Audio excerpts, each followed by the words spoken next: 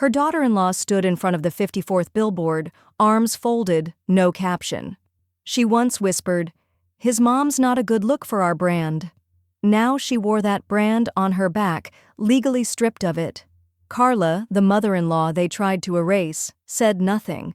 She didn't fight with words, she fought with trademarks, and when the silence hit, it hit like a cease and desist. All right, before we dive into this crazy story, do me a favor, subscribe and tell us where you're watching from? They smiled in my face. Then I heard them say, "She's not a good look for our brand." The words landed like a slap through the drywall. Carla Jean Marks stood frozen in the hallway of her own son's home, a chilled bottle of Merlot in one hand and a linen-wrapped bouquet in the other. The laughter in the dining room swirled around designer flatware and glass tumblers, clinking with artisanal ice cubes. From where she stood, just behind the archway out of sight, she could hear Alyssa's voice sharpen through the noise like a cork popping. "She's sweet," Alyssa said, her tone edged with practiced politeness. "But she's just not the look we're building." A beat of silence. Then Alyssa's mother, Lorraine, who wore a silk scarf indoors and smelled like an overpriced candle store, sighed audibly. "It's true. Carla has that, what is it, Evan, that early anthropology energy. But that's not on brand for LIV. Carla didn't flinch. She just tightened her grip on the bottle's neck. Evan said nothing. His voice, the one she once heard over Lego sets and bedtime books, never came. From her vantage point, she could see the corner of Alyssa's vision board taped above the bar cart, dried eucalyptus, muted sand tones, and a post-it that read, "Legacy Minimalism, Our Aesthetic." Her own reflection flickered faintly in the chrome of a serving spoon on the floor.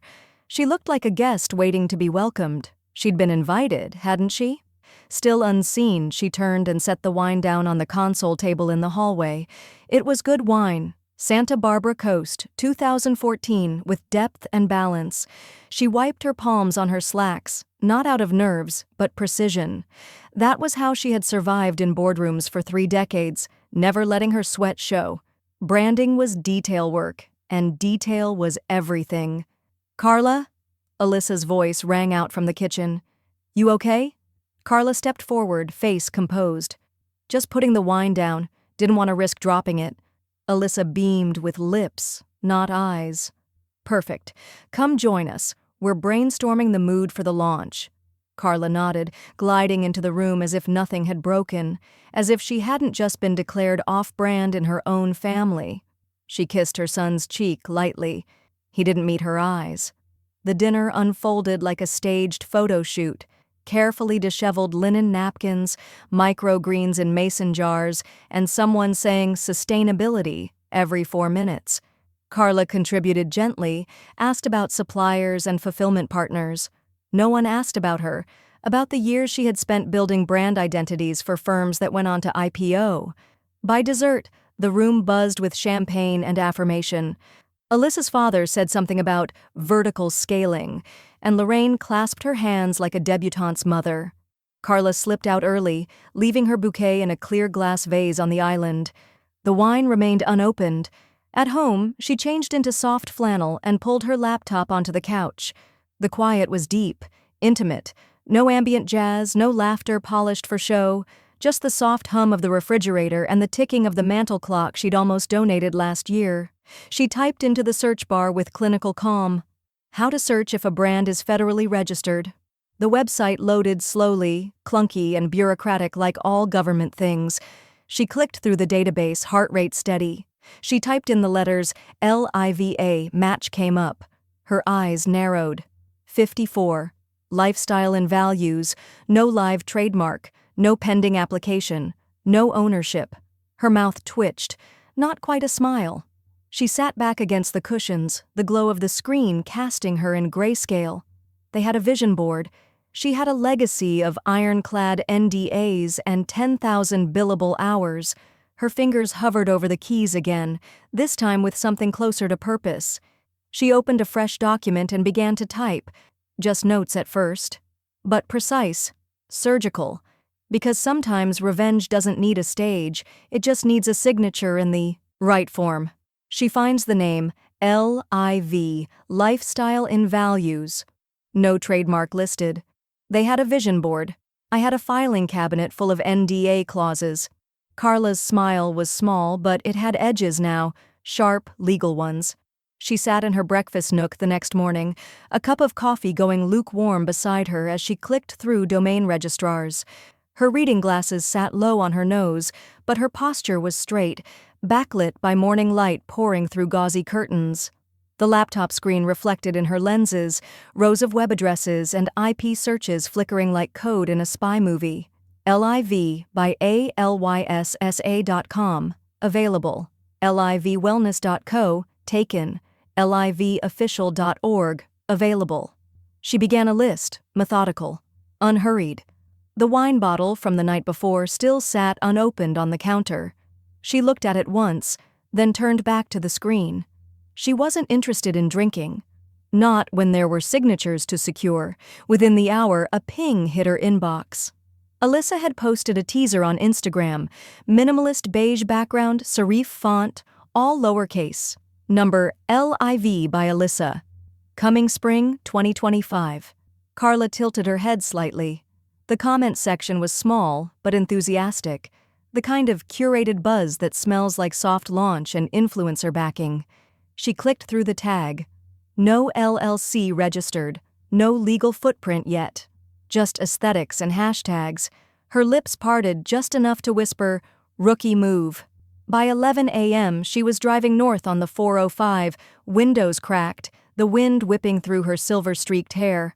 A playlist of Nina Simone and Tracy Chapman played low on the stereo, women who never raised their voices to command attention. She parked outside a modest office park in Culver City. The sign on the door read, Judith Ashmore, IP and Branding Law. Same serif font, 20 years strong. Judith had been there when Carla first filed branding packages for boutique hotels and emerging tech startups. She'd once finessed a patent filing in the middle of a wine tasting in Napa. Carla had helped her land 3 major clients. Judith opened the door in flats and a pencil skirt, eyebrows lifted. Carla Jean Marks, haven't heard that full name in a decade. I'm only using it when I mean business. Judith motioned her in. Coffee's terrible today, but the gossip's good. What do you need? Carla sat, opened her folder and slid over a single typed sheet. Trademark search for a lifestyle brand, Live. They've got no filing yet, but they're making noise. Judith scanned it, her manicured finger tapping the table. No business registration, no federal claim. You thinking of applying? I already did, Carla said calmly. Shell LLC. Legacy Integrated Ventures.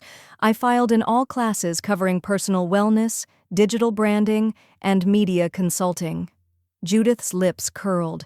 You didn't come here for permission. You came for precision and bulletproofing. They spent the next hour fine-tuning details, class codes, usage intent, brand extension coverage. Judith logged into the USPTO portal from her desktop and reviewed the submission Carla had already queued. It was flawless, like she hadn't skipped a beat since retirement. Most people your age are selling candle kits on Etsy, Judith muttered, impressed. Most people my age didn't build 6 brands behind other people's faces. Carla stood, tugging the sleeves of her sweater with a slow grace. Let me know when it clears. Judith grinned. You'll hear it before they do. That night, Carla made tea and opened a new document labeled Stage 2. She didn't rush. Revenge, like branding, worked best when it looked effortless. Her fingers moved slowly across the keyboard, drafting vision language, identity blurbs, even a placeholder slogan. Legacy isn't vanity. The wine bottle remained sealed, not a celebration yet, just foundation pouring. At 2:12 a.m., her phone buzzed. Judith. Trademark accepted. They're now legally infringing. Carla stared at the text, then leaned back in her chair. A moment of silence. Then, she reached across the table and turned the wine bottle label side out. Now, she whispered, let's see what you'll pay for pretty. Judith texts, trademark accepted. They're now legally infringing. They wanted legacy. I gave them legal history instead. The screen blinked once, then loaded clean. live.alyssa.com. Registered. Redirect in place. Carla sat alone at her kitchen table, soft jazz humming low through the house. Her laptop glowed like a spotlight on her chosen stage. The URL now led to a stark white page with only 7 words in sans serif. Coming soon. Trademark protected. Legacy Integrated Ventures. She stirred her tea with precision, watching the ripples settle in the cup. Outside, the Los Angeles morning broke over eucalyptus-lined streets, crisp and clean. Everything in her world now moved with intention. The inbox pinged.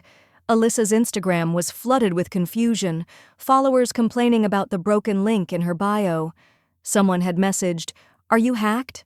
Alyssa responded vaguely, "Ugh, tech issues, intern probs."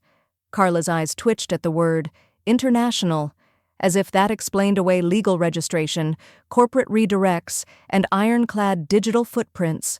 She typed with calm hands. No rush. Every keystroke an inheritance denied. Next, she uploaded a temporary landing page, stock photos, but curated with the care of someone who had spent her life selling ideas to billion-dollar firms. Women in their 50s, 60s, and 70s, black, Latina, white, with crow's feet and confident shoulders. No filters, no fillers, just presence. The tagline sat at the top in clean serif, reclaiming real legacy. Below that, a single call to action, coming fall 2025. By lunchtime, Evan texted, "Evan, Mom, did you see this live.alyssa site? Wild coincidence, LOL." She texted back 3 words, "Must be someone," and left it at that. That night, Alyssa emailed GoDaddy support in a flurry of panic. The domain was legally locked, no terms violated, no rules broken, at least none by Carla. There were disclaimers and disclaimers for the disclaimers. Judith had taught her that, and now Judith was preparing the cease and desist letter just in case the younger marks decided to push through with rebranding theatrics. "Make it polite," Carla said on the phone, "but final. And use that tone you use when they try to circle back without paying the invoice." Judith chuckled. "Ah yes, my silk glove and switchblade voice." Carla leaned back on the porch, sipping a fresh mug of Earl Grey. The night air smelled faintly of jasmine and scorched rosemary from someone grilling nearby. Her wind chimes tapped gently. Across town, her former daughter-in-law was likely pacing her condo barefoot, holding a phone, arguing with someone paid too much to pretend they were building a brand from scratch. This wasn't vengeance. This was choreography. Evan called again the next morning. She let it ring. The voicemail was awkward. "Hey, Mom, just checking in.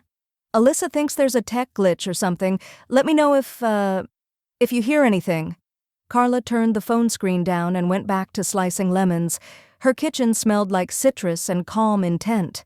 The next Sunday, they all met for brunch: Alyssa, Lorraine, Evan, and Carla.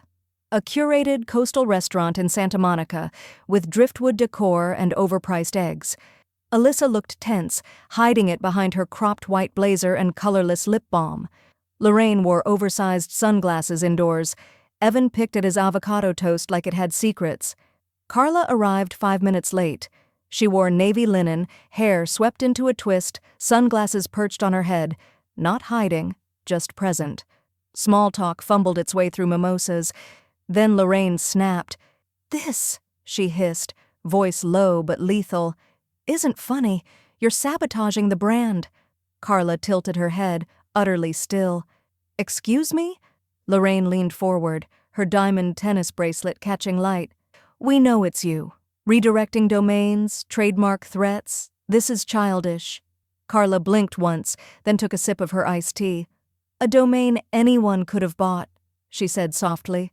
"Surely, if it mattered that much, you'd have secured it before the Instagram post." Alyssa flushed. Evan looked away. Lorraine's mouth opened, then shut. Judith had once said, "The best legal offense is confusion followed by silence." Alyssa's mom snaps at brunch. "We need to take legal action. She's sabotaging the brand." "They stripped me from the brand story. I sold it back to someone better. Carla didn't want her face on the homepage. That would have been too easy and too obvious. Instead, she built it in the margins. Early mornings, quiet afternoons, soft clicks behind drawn blinds, no announcements, no hashtags, just clean architecture, legal scaffolding, and one sharp idea. If they didn't think she belonged in the future of the brand, she would define what legacy meant without them. The first call was to Devon Hall, a 30-year-old financial literacy coach Carla had met at a Pasadena conference 2 years earlier. Devon had been the keynote panelist, smart, funny, unapologetically sharp, no filters, no fluff, just results. Carla remembered the way Devon had said, "Retirement isn't rest, it's reinvestment." That line had lived in the back of Carla's head like a bookmark. Now Devon's voice came through her speakerphone with a warm snap. "You're telling me you own the whole brand name and their Instagram handle is illegal?" Carla smiled. "Technically, yes. Emotionally, that's up to interpretation." There was a pause, then a laugh. "Let's make this real. What's your angle?" "Financial independence. Not candles and contour kits. Real legacy. Women who invested before they got erased." Devon didn't hesitate. "I'm in." Within a week, Carla quietly transferred operational control of the Shell LLC to a new public-facing brand, LIV, Legacy Isn't Vanity. Devon became its founder on paper and in person, complete with headshots, bios, and a growing archive of real financial stories from women 45 and up. The first campaign rolled out as a whisper, not a splash, a soft blog post, a share from Devon's personal network, then a tweet that hit 100,000 views overnight. "They said we aged out. We bought the LLC." Meanwhile, chaos brewed on Alyssa's side of the timeline. The LIV by ALYSSA Instagram bio led to an unclickable link. Their launch email bounced. Alyssa's graphic designer asked if she could take a week to rework the mood board. The intern cried. By the time Lorraine called Evan and hissed, "Your mother is dismantling this from the inside," Carla was already working on phase 2 of the grant program. She knew Evan would come. He showed up on a Thursday afternoon, just after the gardener left and before the kettle boiled. Carla was trimming lavender by the back porch. The air was warm and sharp with citrus. "Hey," he said, standing awkwardly near the steps. She looked up. "Hey, yourself." "She's upset," Evan said. "They're saying you've hijacked her project." Carla tilted her head. "You mean the one she created on top of my name, without doing a basic trademark search?" He sighed, rubbing his jaw. "Look, this is getting out of control. Can't we just talk, all of us?" Carla walked past him into the kitchen, set the lavender down and poured boiling water over loose Earl Grey. The bergamot scent filled the room. "You married her," she said calmly. "You didn't divorce me." Evan looked away but didn't leave. Carla handed him a cup of tea. No cream, no sugar. She didn't say anything else, and he knew better than to ask twice. By Friday morning, the new LIV website was live. Photos of Devon speaking to midlife entrepreneurs, testimonies from women who started second-act careers at 50, workshops titled "Your Value Isn't Vintage" and "Monetize What They Missed." Judith's number lit up Carla's phone during her morning walk. "They've filed an emergency copyright claim," Judith said flatly. Carla didn't stop walking. She could hear the ocean in the distance, soft and slow like her breath. "Want to hit back?" Judith asked. Carla paused at the corner, eyes narrowing just slightly. She smiled. Judith calls. "They've just filed an emergency copyright claim. Want to hit back?" "They came at me with Instagram. I answered with federal paperwork. They came at her with pixels and platforms, hashtags and hype." Carla responded with paperwork, dense, dated, and devastating. The letter from Alyssa's lawyers arrived on a Thursday, disguised as urgency. It carried the unmistakable tone of entitlement, rapid filings, puffed-up language, and the gall to suggest Carla had infringed on the very thing she legally owned.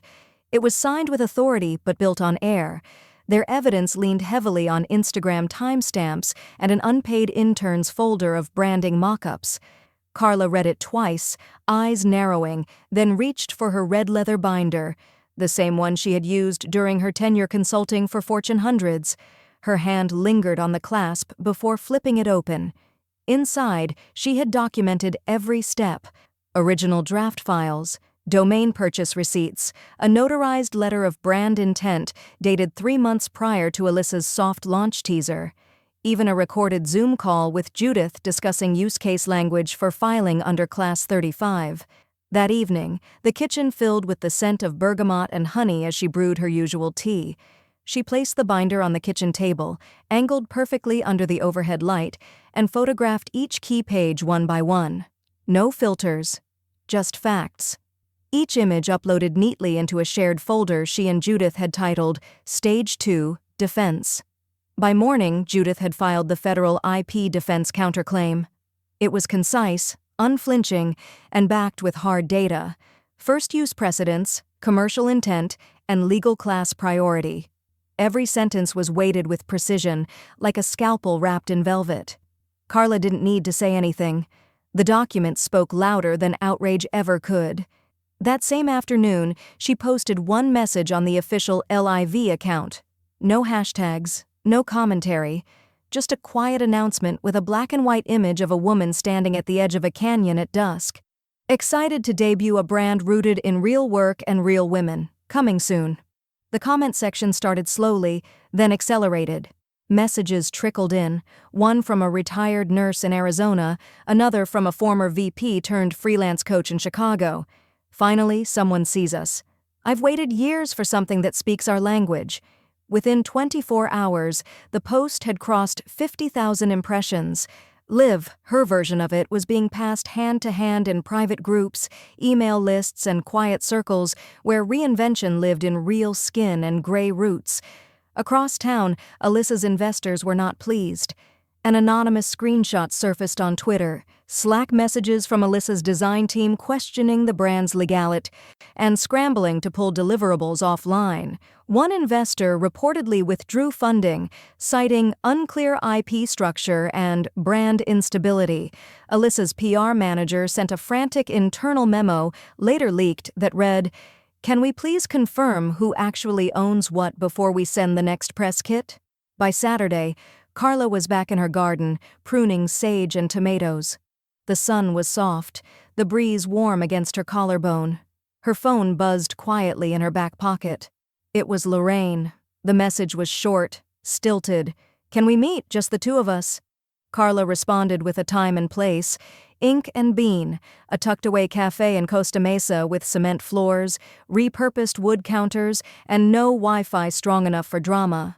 Lorraine arrived in oversized sunglasses and a stiff linen blazer that couldn't quite hide the tension stitched into her jawline. She sat without greeting, removed the glasses slowly, and leaned forward. "You've made your point," she said, her voice low, brittle. "You've caused confusion. You're undermining our future."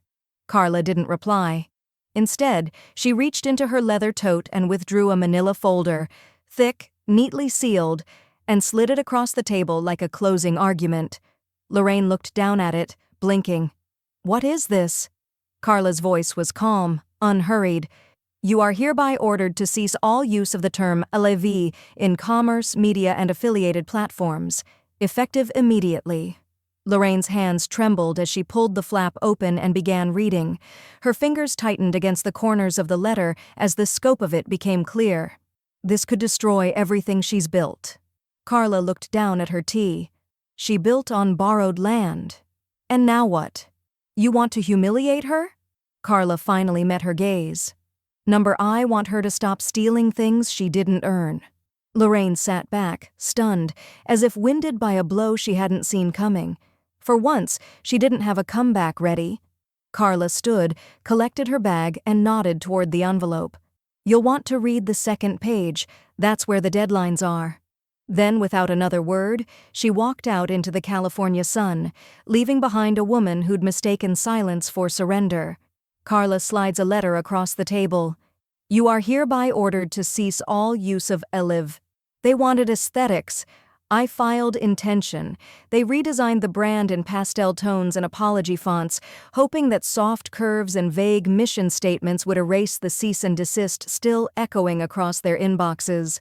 But Carla had already seen it coming. Late at night, while most of LA scrolled through videos of trending dances and iced coffee recipes, Alyssa's team quietly swapped bios and headers. The rebrand was subtle, meant to slide under the radar. The LIV Collective. They added airy spacing between letters, introduced a eucalyptus logo, and shifted their tagline to something toothless: live intentionally, value everything. Carla watched from a distance, hands folded under her chin as her digital team flagged the updated assets one by one. The language might have changed, but the bones remained stolen. This wasn't pivoting. It was laundering. In a dimly lit conference room in Santa Monica, Carla met with two young brand analysts she'd handpicked months ago. They were sharp, unfazed by buzzwords, and more interested in cultural patterns than color palettes. One of them, a former linguist, pointed at the projected screenshot of the new Collective site. "They've just reshuffled the visuals," she said, "but all of this traces directly to your registered identity. The positioning, the concept of legacy minimalism, even the phrase reclaiming value." Carla nodded once. "File the derivative use violation. I want it in the system before they hit their next milestone." It was done by the end of the day, quiet, clinical, and logged in federal language. No emails, no press releases, just one more boundary drawn with ink instead of volume. Meanwhile, Carla's own campaign was beginning to breathe on its own. Her digital team launched a series of soft focus reels, no narration, just visuals. Women in their 50s and 60s running strategy meetings, hiking desert trails, planting gardens at sunrise, overlaid in muted serif font. Who tells your story matters. It wasn't viral by design, but it didn't need to be. Within a week, a Gen Z creator on TikTok stitched the reel with commentary: "Not me crying over a brand made for women my mom's age that actually gets it." The post exploded, 6 million views by morning. Comments flooded in: "My mom needs this. I didn't even realize how much she gave up until now." "Okay, but why is this more feminist than half the brands on my feed?" Alyssa's pivot couldn't compete. Her version of LIV, the Collective, looked like a ghost of something half-remembered. Her messaging rang hollow, the kind of pseudo-authenticity audiences sniffed out within seconds. In her Brentwood apartment, Alyssa paced the living room while Evan watched from the kitchen, arms crossed, phone still in his hand. "She's manipulating perception," Alyssa snapped, pointing at the screen. "These people don't even know what's real." Evan said nothing. He'd stopped arguing days ago. In Carla's world, the silence was strategic. She made no statements, gave no interviews. Her response was only movement, plans for the first 54 Women's Grant Program quietly taking shape. It would support second-act entrepreneurs over 45 launching consultancies, design agencies, tech advisories. She funded the pilot round herself, reaching out to a network of women she had mentored over the years. No press releases, just impact. One morning, while reviewing applications for the grant, Carla's phone buzzed with a message from Judith. A screenshot, a letter sent to Alyssa's representation. Subject line: "Stolen IP and false attribution of origin." The letter was blistering in tone, legal, not emotional. Judith had drafted it with the same voice she used when shutting down executives who mistook volume for vision. Carla read it once, smiled faintly, and closed her laptop. That night, Alyssa posted a cryptic Instagram story. Black screen, white text, no tags. "Betrayal cuts deeper when it comes from blood." Alyssa posts a cryptic story. "Betrayal cuts deeper when it comes from blood." She called it betrayal. I called it trademark defense. The light hit the glass just right, warm and gold, slicing through the gallery's floor-to-ceiling windows like a spotlight staged by the universe itself. Carla stood at the edge of the room, holding a slender glass of chilled Prosecco, her eyes scanning the quiet elegance of the LIV soft launch event. It wasn't loud. It didn't need to be. There was no red carpet, no influencers lining up for flat lays or hashtags. Just 35 women, aged 42 to 71, all dressed in muted tones and layered history, seated in soft leather chairs beneath a wall of projected phrases. "Legacy isn't curated, it's lived." Second acts deserve first-class strategy. There were no platitudes, no performative tears, just shared stories over smoked salmon crostini and lemon lavender shortbread. A jazz trio played in the corner, low, melodic, forgettable in the best way. Carla had designed every detail to feel like clarity, not spectacle. Devon spoke from the center of the room, her voice steady, warm, undeniably hers. This isn't a brand built to fix women, it's a brand built to remind them they were never broken. Carla exhaled softly. Not relief, precision. While guests mingled, she stepped out to the courtyard, letting the soft LA air wrap around her. Her phone buzzed with a notification.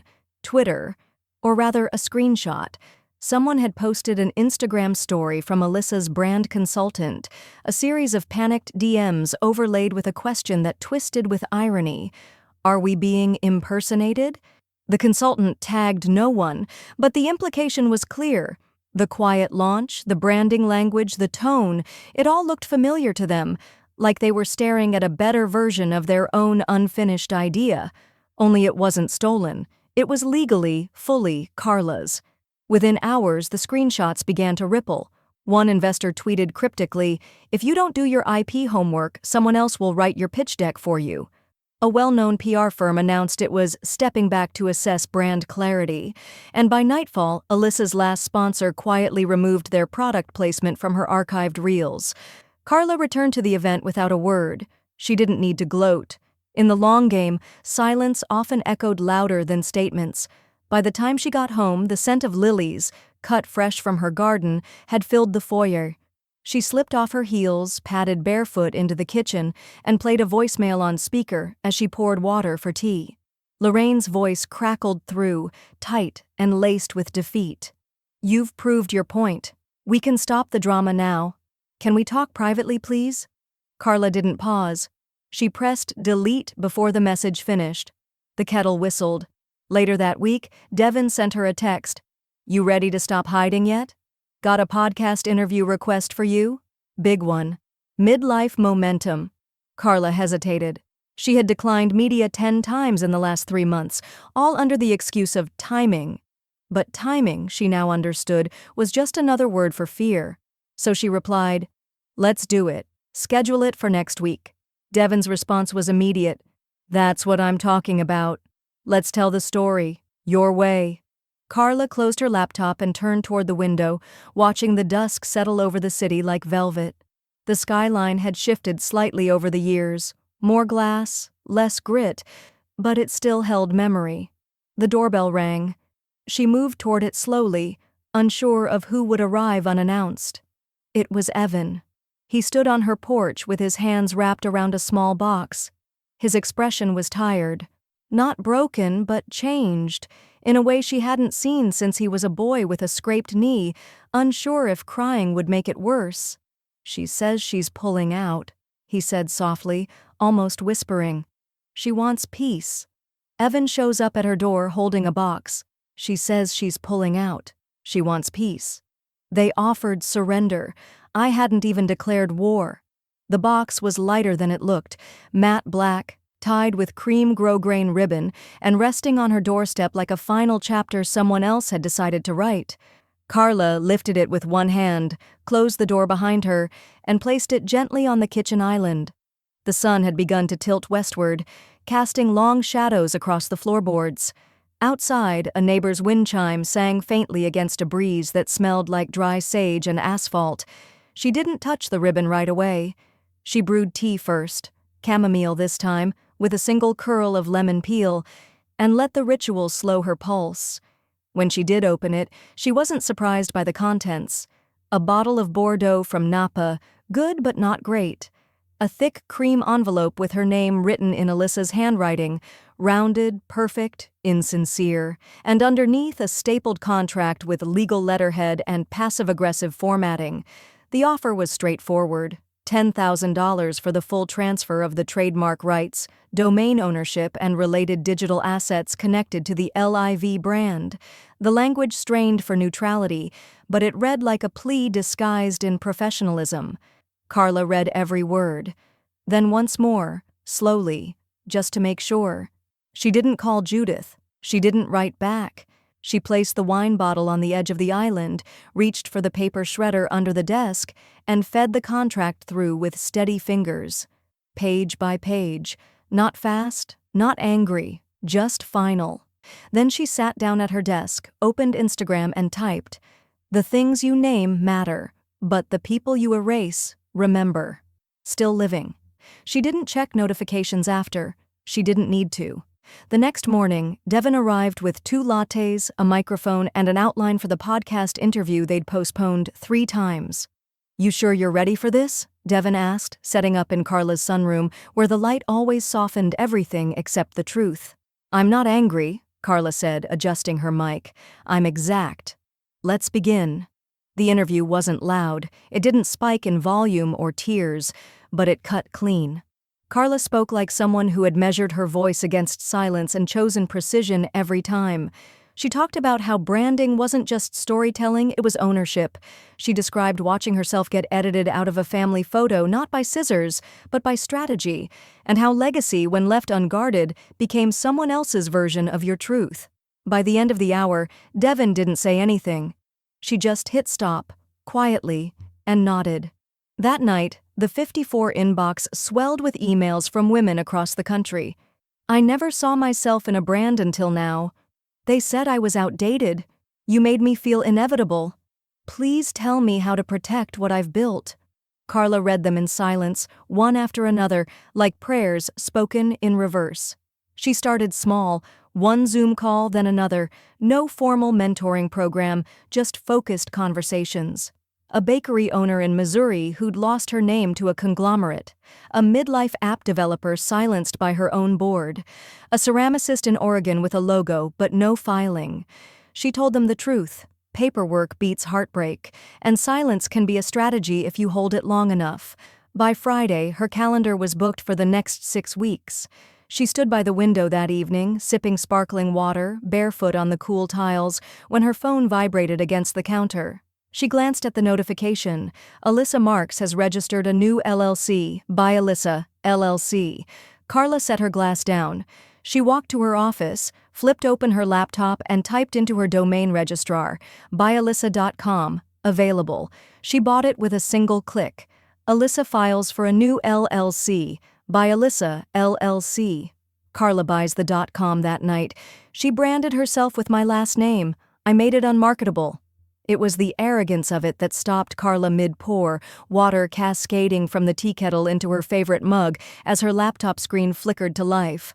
There it was, centered in stark black serif, white background, bold and unmistakable. By Alyssa. Alyssa had filed for a new LLC, this time wrapped entirely in her maiden ambition and Carla's married name.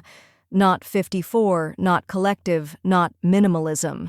Just a branding pivot shaped to look personal, stripped of apology, pretending to be born from ashes rather than consequence. Carla's fingers hovered above the trackpad, the steam from her cup curling like a question mark near her cheek. It wasn't just the name. It was the audacity. The assumption that identity was a resource she could simply mine again after losing the last one in a courtroom. But this time, Carla moved first. She opened the USPTO portal, already logged in. A few clicks, a fill-in here, a scroll there. She filed for trademark protection on the phrase by Alyssa under Class 41, Brand Education and Entrepreneurial Mentoring for Women. It was a different vertical than lifestyle, but one that now fit seamlessly into Carla's evolving vision for Liv. The application was clean, preemptive, and made before Alyssa's official filing even cleared preliminary review.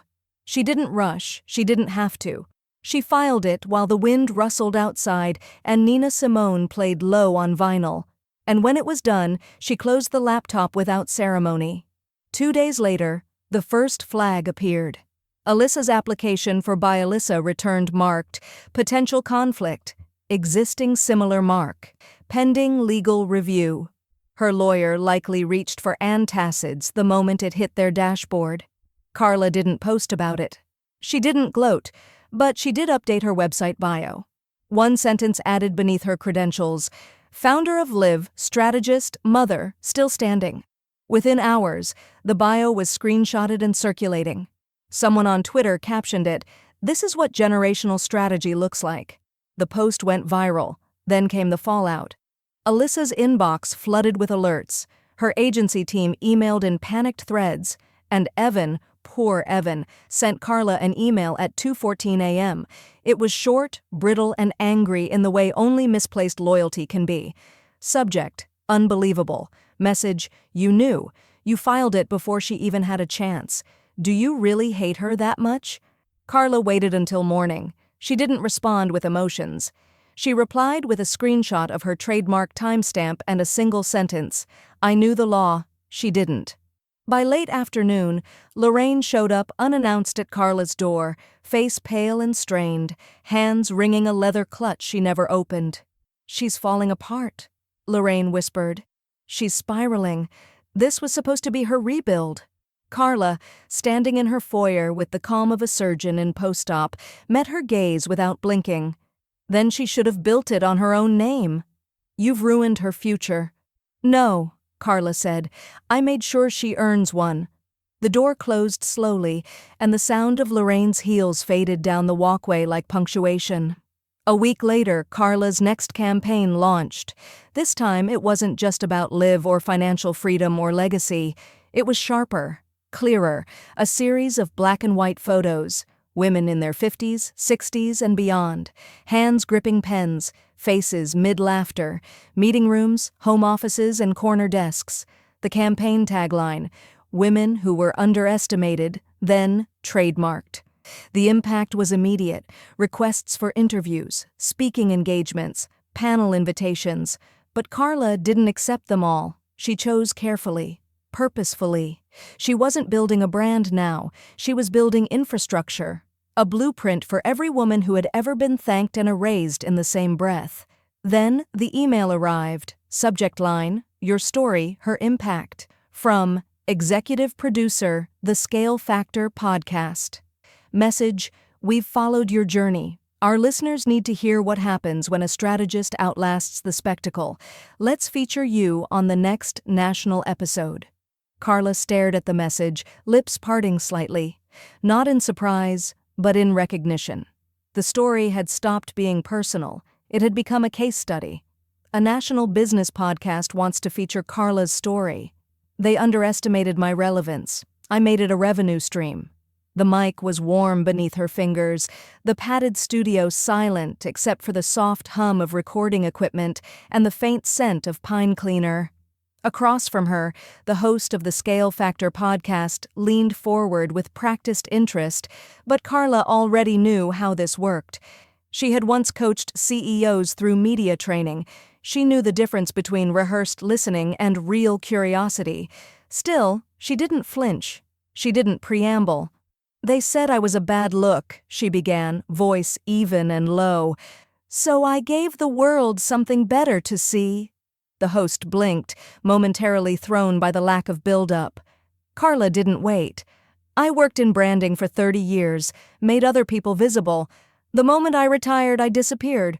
When my daughter-in-law launched her lifestyle startup, she edited me out of the family, one image at a time, until I was just a liability to their aesthetic." Silence. Not even a breath from the sound engineer behind the glass. Carla leaned forward slightly, her voice calm as glass. "But I built 54 with the intention they didn't bother to learn. They used hashtags. I used registration forms." There was no anger in her tone, no trace of bitterness. She sounded like someone who had made peace with fire by becoming flame. The interview lasted 42 minutes. She didn't name Alyssa directly. She didn't have to. The outline of betrayal and reinvention had become too clean, too archetypal, to need specifics. When it aired 2 days later, it trended within 6 hours. The woman who trademarked the name her family tried to erase her from. Carla Jean Marks is what strategic revenge looks like. The comments poured in. Midlife entrepreneurs, daughters watching their mothers rebuild, women who had been called irrelevant in boardrooms, classrooms, and family kitchens. And somewhere in the noise, Alyssa's last investor posted a bland 2-line statement. "Due to recent shifts in vision and values, we will no longer be moving forward with the LIV Collective partnership." It was over, publicly, Definitively. Carla didn't toast champagne. She didn't throw a launch party. She walked into her study that afternoon, opened the final shipment of LEV-branded notebooks and enamel pins, and began wrapping orders herself, one label at a time. Within a month, LEV was picked up by 5 boutique shops across California and Oregon. A 6th, in Portland, requested a full retail partnership. Devin managed the onboarding with the ease of someone who'd built their voice out of nothing but grit.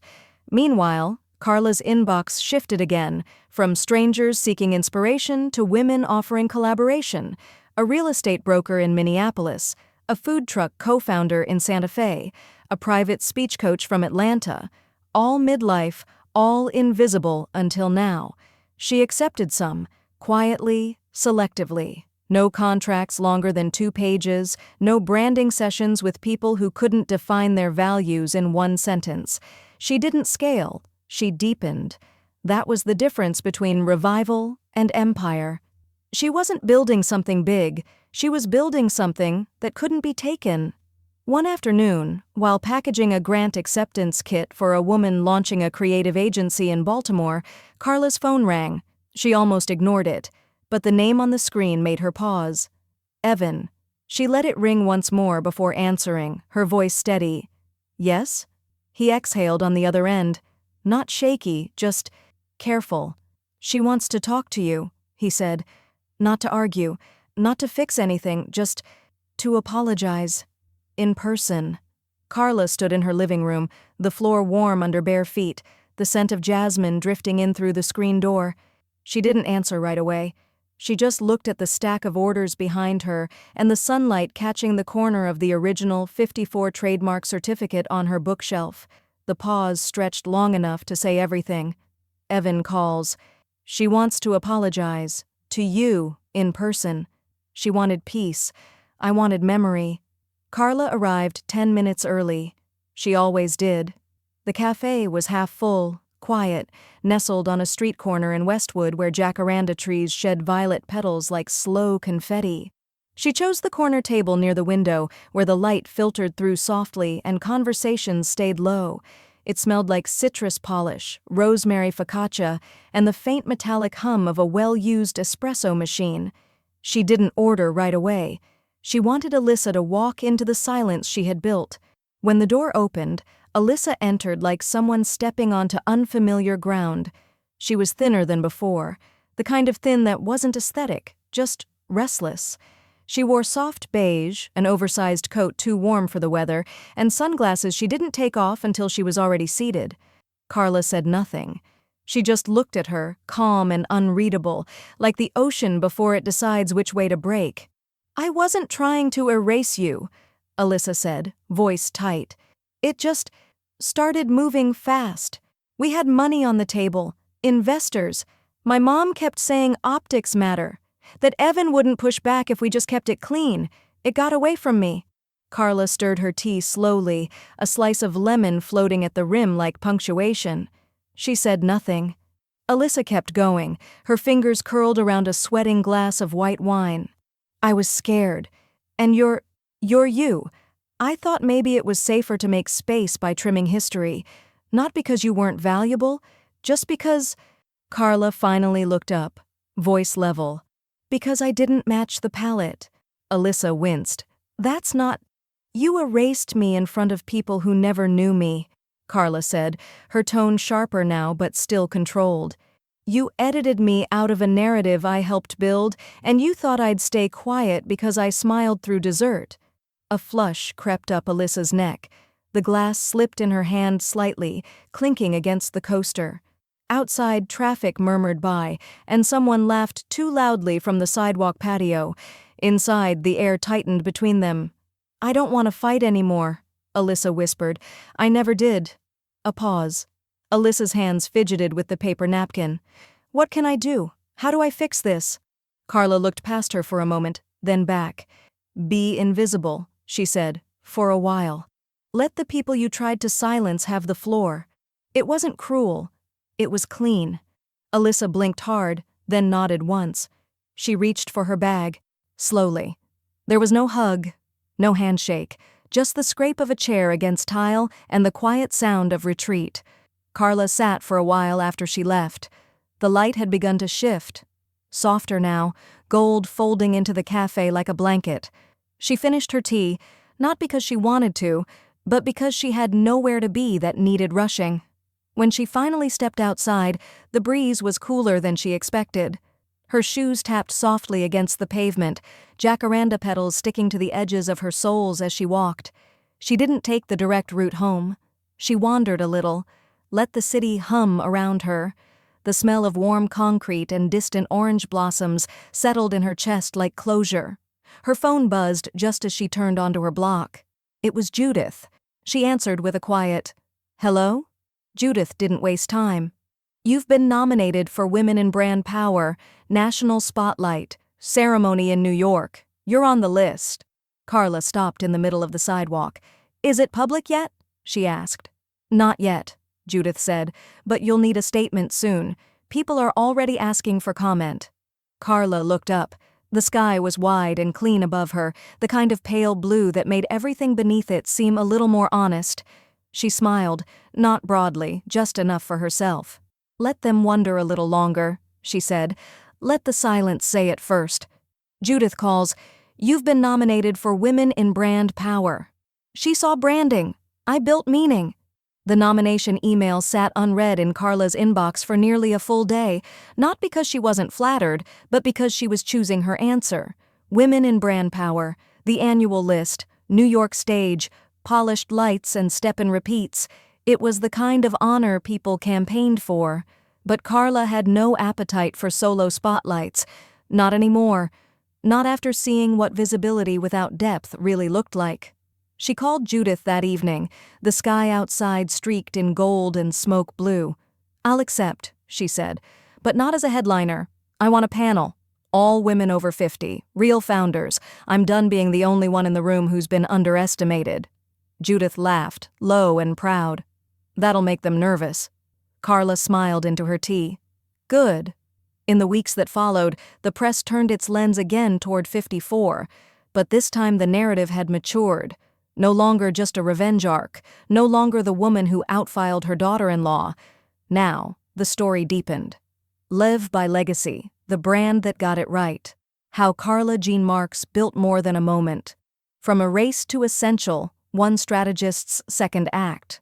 Carla didn't chase the headlines, she built beside them. Her mentorship pipeline launched quietly, but with intention. No flashy application portals or curated testimonials, just a direct path for women over 50 who were launching second acts. She brought in Devon as co-chair, and together they vetted candidates who didn't need fixing, just fortifying. There was Belinda, who walked away from a 25-year marketing career and wanted to start a digital strategy firm for Black-owned nonprofits. Teresa, a former chemistry teacher rebranding herself as a cosmetics formulator for women with postmenopausal skin, and Lonnie, who'd been designing handmade shoes for a decade in her garage and was finally ready to go e-commerce. Carla didn't ask them for elevator pitches. She asked them, what did they miss when they overlooked you? Then she helped them trademark it. She never mentioned Alyssa in the interviews, not once. Reporters tried, sometimes directly, sometimes through veiled phrasing like, when someone close to you challenges your space. Carla only ever answered with this, I don't tell stories to settle scores, I tell them to make room. Still, some knew, the undercurrent was its own kind of poetry. One evening, she hosted a dinner. 12 women, all current mentors, no photographers, no stage decor, just good food, past platters, and deep conversation in her softly lit backyard under strings of warm lights. The rosemary roasted chicken made the air rich and familiar. The citrus tarts left a sparkle on the tongue. There was laughter, but not the social kind, the kind that comes from recognition, from finally being among people who knew what it cost to rebuild without bitterness. Carla raised her glass late into the meal, the candles flickering low. To what's still ahead, she said, voice steady. And to all the things they couldn't predict about us. She never needed applause again after that. A week later, her assistant handed her a thick envelope from the U.S. Patent and Trademark Office. Inside was the confirmation she'd been waiting for. Her final filing, sealed and official. Trademark approved, still living. It wasn't a product, it wasn't a podcast, it wasn't a campaign, it was a phrase, hers, protected, registered, a message to the women who followed, your story can still be claimed. That afternoon, a glossy lifestyle magazine email, her publicist. Subject line, we'd love to feature Carla Jean Marks. Message, a multi-page spread, home shoot, full story. You've built something enduring. Let us help show the world what legacy really looks like. Carla read it twice. She leaned back in her chair, her garden in view, the sky a soft, endless lavender. This time she didn't hesitate. She typed just 3 words in reply. Tell them yes. A glossy magazine requests a photo shoot. Carla says yes. They tried to define me. I copyrighted the truth. She signed the form with a pen that had outlived 4 offices, 3 cities, and 1 marriage. The final trademark application wasn't for 54. It wasn't for a product, a grant, or a campaign. It was for her. Carla Jean Marks filed under personal branding, strategic consulting, and public thought leadership. Not vanity, proof. It wasn't about ownership over others. It was about owning herself. When the confirmation email came through, she didn't throw a dinner or pop champagne. She just smiled to herself quietly and reached for the small box she kept in her top desk drawer, the one filled with folded paper notes and bookmarked pages of branding books she'd written in the margins of, words like endurance, control, reframe. Now it was all filed legally. Carla Jean Marks wasn't just a person, she was a protected asset. 2 days later, the Elle Evidin photo shoot dropped. 6 pages in Westline Woman. Carla seated in her garden with lemon trees blooming behind her, Devon beside her with a smile that belonged entirely to herself. The layout was soft, dignified, and radiant with calm. The headline read, The Silent Strategist of Generational Power, How Carla Jean Marks Made Legacy Legal. The magazine was passed around dinner tables, beauty salons, startup boardrooms. It showed up on Pinterest boards captioned Goals, in Facebook groups for women over 50, and in the waiting room of a financial advisor's office in Michigan. Carla never reposted it. She didn't need to. By the end of the fiscal year, Levy crossed 6 figures in revenue, not counting the consulting Carla had started accepting from mid-stage founders, building brands rooted in depth, not trend. The mentorship program had grown from a pipeline to a full platform. Legal templates, contract walkthroughs, one-on-one sessions. And Devon? She was now the face of the grant division, managing a small staff of 3 and building her own LLC, one Carla had already helped protect. Then came the tech conference. It was modern, loud, and aggressively polished. Screens pulsed with neon timelines and equity reports. The keynote stage was set with minimalist acrylic chairs, overhead lighting filtered through digital gradients. Carla had planned to say no until she read the theme, Reclaiming Foundership. She emailed her terms, 1 co-lead, no bios longer than 100 words, and no pyrotechnics. They agreed. On stage, Carla wore navy crepe with silver cuffs. Devon wore burnt orange and boots. They spoke like they were teaching, not performing. Their session wasn't about disruption, it was about precision. How to outlast trend cycles, how to draft brand positioning from lived experience, how to speak powerfully without raising your voice. The room was still. No scrolling, just stillness. Then, from the back, a hand went up. A woman, early 30s, dark lipstick, fierce posture. Was it revenge? She asked, her voice cutting clean through the crowd. What you did, was it about payback? Carla looked at her, then out across the room. Her fingers curled slightly in her lap, not from tension, but from weight. It was reclamation, she said, her voice low but resounding. I didn't take anything back. I simply kept what was already mine. Silence, then applause. Not thunderous, but firm, lasting, the kind that meant resonance, not politeness. Later that night, Carla returned to her hotel room, kicked off her heels, and poured a glass of water. The city lights blinked outside, sprawling and sharp. She felt tired but not drained, used but in the right ways. Her laptop pinged. An email. From Evan Marks. Subject, just this. Body. She found this in an old drawer and asked if it was you. She asks about you every day now. Attachment. A photo. Carla, younger, hair pulled back, laughing mid-sentence with a baby in her arms. The child couldn't be more than 2. Eyes wide, smile half-formed. Pure. Carla stared at the screen. Not breathing, not crying. Just there. Fully there. For the first time in months, her hand hovered over the keyboard not to draft strategy, but to remember how to reply. Evan emails a photo of Carla with her granddaughter. She asks about you every day. They once said I wasn't a good look. Now they wear what I made. The girl couldn't have been older than 20. Carla noticed her from across the crosswalk. Tangled hair piled on top of her head, earbuds in, head down, scrolling absently through her phone. She wore sneakers scuffed from use, joggers rolled. At the waist, and over it all, a faded gray hoodie. The lettering across the back was unmistakable. 54 Legacy. The font was hers, the phrase was hers, but the body wearing it? New, young, unapologetic. Carla stood still on the corner while the light changed, a slow grin tugging at the corner of her mouth. She didn't say anything. Didn't stop the girl. She just watched her cross, hoodie bobbing slightly with each step. The words she once fought to protect now woven into someone else's rhythm. No vindication required, just confirmation.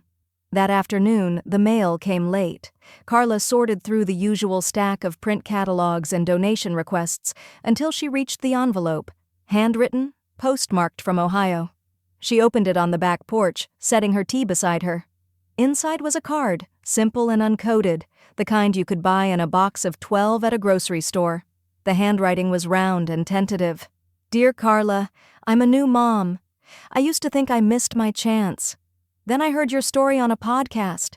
I stayed up that night filing my EIN and sketching my logo on a receipt. I launched my Etsy store 3 months ago. You made it make sense.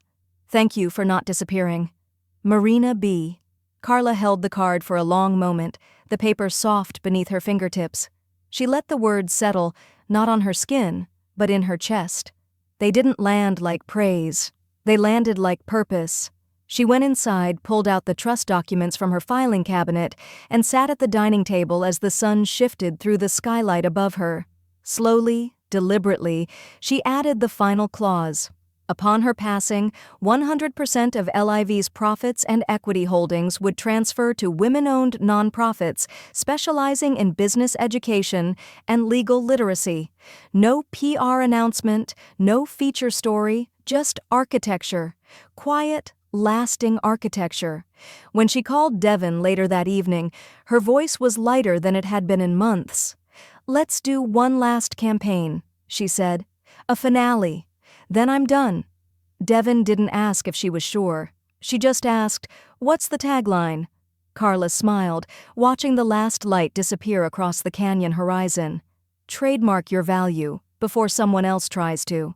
It dropped 3 weeks later, timed with 0 fanfare and exactly 0 influencers. The design was simple, black crew necks with the tagline in bone white across the chest, the LIV logo stitched small on the sleeve. No glitter, no slogans, just message. They sold out in 3 hours.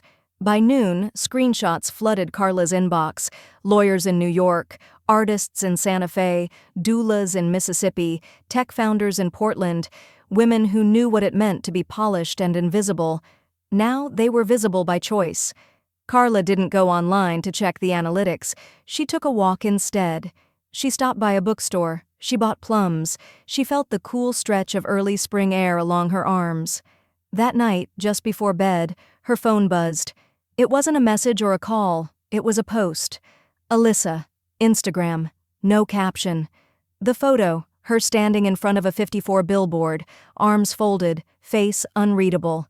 The tagline glowed behind her in white block letters. "Trademark your value before someone else tries to." No tag, no explanation, just presence. Carla stared at the screen for a long time, then set the phone face down on the nightstand. She turned out the light. Alyssa posts a photo in front of a LIV billboard, no caption. I wasn't their vision, so I became the foundation. The pen hovered for a moment, not from hesitation, but reverence. Carla sat at the head of the polished oak conference table in the small, sunlit boardroom where LIV had held its first meeting 2 years ago. The windows framed a cloudless California sky, and the scent of citrus blossoms drifted in from a planter just outside the balcony door. It was quiet, not sterile corporate silence, but earned quiet, the kind that wrapped around moments meant to last. Devon sat across from her, flanked by 2 of Liv's advisory board members, both women in their 50s who had launched second careers thanks to the grant Carla once built on a back porch with a laptop and a line of credit. The transition papers lay between them. Everything had been reviewed. Everything had been said. Carla looked up. Are you ready? Devon didn't hesitate. You taught me the difference between launching something and anchoring it. I'm ready. With a slight nod, Carla pressed the pen to paper and signed her name for the final time as founder and chief strategist of LIV. The room didn't erupt in applause. No one cried. There was just a deep exhale. Devon's, then her own. Then Carla reached into her leather folder, the same one she'd used to register the first trademark, and removed the original LIV certificate, stamped, sealed, dated. She handed it across the table. Devon accepted it with both hands, as if it were something sacred. This belongs to you now, Carla said, but never forget who it's really for. Devon nodded once, eyes bright but steady. I won't. Outside, the press team waited in the main lobby for one final photo. No staged flashbulbs, no red carpet, just a single frame for the archives. Carla stood in the center, Devon slightly behind her, resting a hand gently on the shoulder of the woman who built the house she now inherited. The flash clicked, and just like that, it was done. Carla walked home. She didn't call a car. She walked. 2 miles through warm sidewalks and blooming dogwood trees, the sun stretched low and soft over the skyline. Each step felt like punctuation. Not an ending, but a period. A full stop. Complete. Back home, she stepped into her living room, where the air was still and full of afternoon light. She didn't turn on music. She didn't open a laptop. She moved to the shelf in her study, slid the leather trademark folder into its final resting place, and placed a small brass label just beneath it, Closed Cases. She stepped back and looked at it for a long time. So much of her life had been built under someone else's brand, someone else's timeline. But this was hers. All of it. Not just the company, not just the legal rights, but the version of herself that refused to be edited out. She opened a bottle of wine, something dry, French, unapologetic, and carried it into the living room. She curled into the same chair she'd used the night she first searched for the trademark. The light had changed since then, but the bones of the space were the same. Her phone buzzed. She didn't reach for it immediately. She let the silence breathe. Then, with one hand wrapped around her wine glass, she picked it up, a message from a number she didn't recognize. No subject. Just text. Thanks for seeing me before I saw myself. Tina M., 58th, legal client, now founder of a financial literacy nonprofit for immigrant women. Carla stared at the message. No reply necessary. No social post needed. Just another dot on a map she'd drawn without fanfare. She leaned back, took a sip of wine, and let the moment fill her. They built a brand around image. I built one around ownership.